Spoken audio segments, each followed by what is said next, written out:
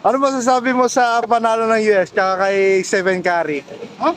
Ano masasabi mo sa pagkapanalo ng US tsaka pagka score ni Curry ng crucial? Ayun, napakatindi ng pare. Kumbaga, yung USA na yan pare, expected yan eh. Kung mananalo sila, saka gagawa yung Stephen Curry ng mga kakaibat, mga crucial yan. Oh, sa NBA, di ba? Oo. Expected talaga pag Stephen NBA. Curry yan pare, pero libro na po eh. Lebron ka. Pero maganda yung laro ni Curry, semifinals siya sa finals, ano? Eh syempre, andun yung libro eh. Yung mga libro na nagpapasa ng pare. Tay-tay. Eh, baka Stephen ka pare, baka libro ko. Malalo na pare. Yun Kaya lang. ganun ang laro ni Curry. Ah, Dahil ito libro. ayun ba yun?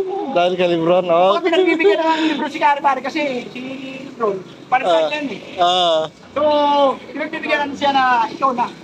tama.